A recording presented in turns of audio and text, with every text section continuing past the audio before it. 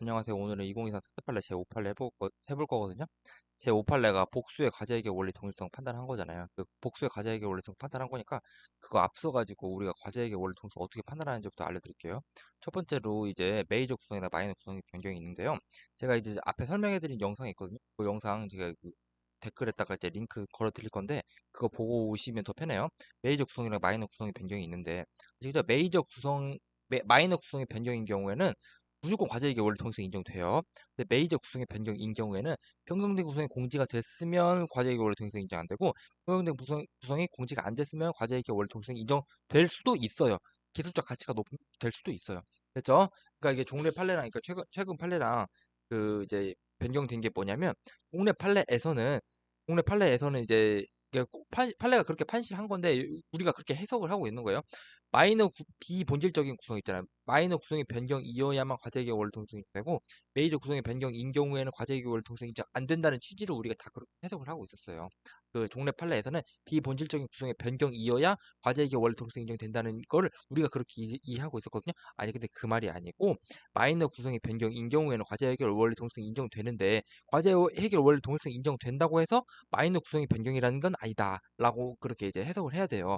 그러니까 그럼 뭐냐면 메이저 구성의 변경인 경우에도 변경된 구성에 공지가 안 돼 있으면 과제 해결 원리 동일성이 인정될 수 있다라고 그렇게 해석을 해야 돼요. 그래서 그렇게 이제 하는 게 이제 최근 판례 입장인 거고 이게 정확하게 해석을 하는 거예요. 그래가지고 종래 이게 이건 과제 해결 원리 동일성인 거고 우리가 이제 복수의 과제 해결 원리 동일성에 대해 가지고 원래 종래 어떤 논의가 있었냐면요. 첫 번째로 이게 구의김 사건이거든요. 구성 7이랑 구성 6이 있었어요. 구성 7이 뭐고 구성 6이 뭐냐면 구성 7이 여기 김이 떨어진단 말이에요. 김구이 할 때 김이 있잖아요. 김이 천장에서 떨어져요. 여기 칼날이거든요. 칼날이 여기 세모네요. 세모났거든요. 이 칼날에 그 잘려가지고 여기 칸막이에 들어가는 거예요. 이게 구성 7인 거예요. 이게 칼날이 세모칸이다. 이게 구성 7. 구성 6은 뭐냐면 옆에 두르는 거 있잖아요. 이게 구성 6이에요. 구성 7이랑 구성 6이 이렇게 되는데 특허법원은 뭐라고 하냐면 구성 7, 구성 6에 대해 가지고 복수의 과제 해결 원리 동일성을 판단했어요. 아시겠죠? 구성 7에 대해 가지고 그 세모로 떨어지는 그 칼날 있잖아요. 구성 7. 거기에 대해서도 과제 해결 원리 동일성 판단했고 구성 6 옆에 이제 두른 거 거기에 대해서 과제 해결 원리 동일성 판단했어요. 근데 대법원은 구성 7에 대해서만 과제 해결 원리 동일성을 판단했고 구성 6은 특이한 해결 수단의 기초에 기술상 핵심이 없다고 했어요. 이렇게 기술상 핵심을 파악할 수 없다. 그러니까 구성 7만 중요하고 구성 6은 안 중요하다고 판단했어요. 그러니까 특허법원은 복수의 과제 해결 원리 동일성을 판단했고 대법원은 구성 7만 하나의 과제에게 원래 동일성을 판단했어요. 거기에 대해 가지고 교수님이 뭐라고 하냐면 이거 교수님이 견해거든요. 한교인 교수님. 한교인 교수님 뭐라고 하냐면 복수의 과제 해결 원리가 존재하는 경우에는 복수의 과제 해결 원리가 모두 동일해야만 과제 해결 원리가 동일하다고 평가할 수 있다고 판단했어요. 그러니까 정리를 해보면 종래 판례에서는 아시겠죠? 종래 판례에서는 어, 특허법원에서는 복수의 과제에게 원리 동일성을 판단했고 대법원에서는 하나의 과제에게 원리 동일성을 판단했어요.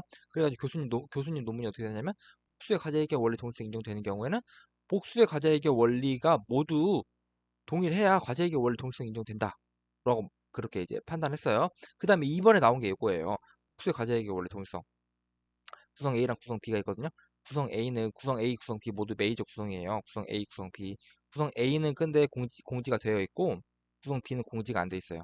그럼 어떻게 되는 거예요? 그 확인 대상 발명에서는 구성 A랑 구성 B를 변경했는데 구성 A가 메이저 구성이고 공지가 되어 있어요. 그럼 과제에게 원리 통일성이 안 되잖아요. 구성 B가 메이저 구성이고 공지가 안 돼 있어요. 그러면 과제에게 원리 통일성이 인정될 수도 있잖아요. 그래가지고 인정이 됐어요. 그럼 어떻게 했어요? 구성 A 측면에서는 과제에게 원리 통일성 인정되고 구성 A 측면에서는 과제에게 원리 통일성 인정 안 되고 구성 B 측면에서는 과제에게 원리 통일성 인정되잖아요. 왜냐하면 구성 A는 공지가 됐으니까 구성 A는 공지가 됐잖아요.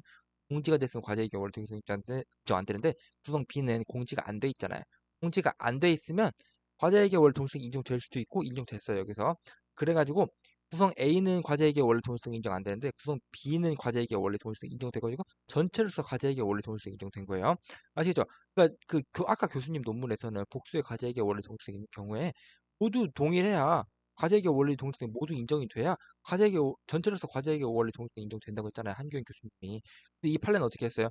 A, B 중에서 A는 과제에게 원래 동일성이 인정 안 되지만 B는 과제에게 원래 동일성이 인정되잖아요. 그럼 B가 과제에게 원래 동일성이 인정되니까 전체로서 과제에게 원래 동일성이 인정된다고 했어요. 이게 중요한 거예요. 복수의 과제액의 원리 중에서 하나만 인정돼도 전체로서 과제액의 원리 동일성 인정해준다. 이게 중요한 거예요, 이게. 아시겠죠? 정리를 해보면 첫 번째 김구희 사건에서는 어떻게 했어요? 특허법원에서는 복수의 과제액의 원리 동일성 판단했지만 대법원에서는 하나의 과제액의 원리 동일성 판단했어요. 그다음에 교수님 논문은 어떻게 됐어요?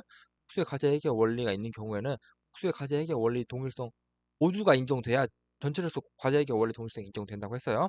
그 다음 세 번째, 이번에 삽대판에 나온 거 하나의 과제액의 원리 동일성만 인정되더라도 그죠? 그 전체로서 과제액의 원리 동일성이 인정된다고 판시한 게 요거예요. 한번 읽어볼게요.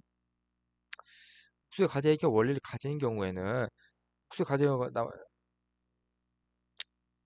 특허 발명의 기술 사상이 모두 공지되어 있다고 단정하기는 어렵다. 이게 뭔 말이냐면 변경된 구성이 복수계인데 어떤 거는 공지가 되어 있고 어떤 거는 공지가 안 돼 있는 거예요. 어떤 거는 공지된 걸로 인해 가지고 과제액의 원리 동일성이 인정 안 되지만 어떤 거는 공지 안 됐다고 평가돼 가지고 과제액의 원리 동일성이 인정될 수도 있는 거예요. 메이저 구성의 변경인 경우에.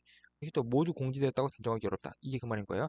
더욱 이 복수의 과제액의 원리 동일 중에 일부가 공지되어 있다고 나머지는 공지된 것으로 볼 수 없고 그러니까 하나가 공지된 것으로 보더라고 나머지는 공지 안 된 거니까 과제액의 원리 동일성 인정돼 가지고 전체로서 과제액의 원리 동일성 인정될 수 있다라고 이렇게 판시한 거예요. 균형 여부가 다퉈지는 구성 요소는 공지된 과제액의 원리와 무관한 것이라면 이게 공지가 안 된 것이라면 양 발매 과제액의 원리 동일성 여부를 검토하지 아니한 채 나가면 안 될 것이 뭔 말이냐면 이게 하나의 구성만 공지되어 있다고 하다고 해서 그죠? 하나의 구성이 공지되어 있어요. 여기서 보시면 A가 구성 A가 공지되어 있어요. 그럼 과제액의 원리 동일성 인정 안 되잖아요. 그렇다고 해서 B가 공지되어 있다고 볼 수 없다고. B가 공지가 안 돼 있으면 과제액의 원리 동일성 인정될 수 있잖아요. A 측면에서는 과제액의 원리 동일성 인정 안 되지만 B 측면에서는 과제액의 원리 동일성 인정되잖아요. 전체로서 과제액의 원리 동일성 인정된다고 이렇게 판시를 한 거예요. 이게 교수님 입장이랑 반대죠. 그러니까 됐죠? 이게 중요한 거고 이 중요한 탑10 판례니까 잘 알고 계세요.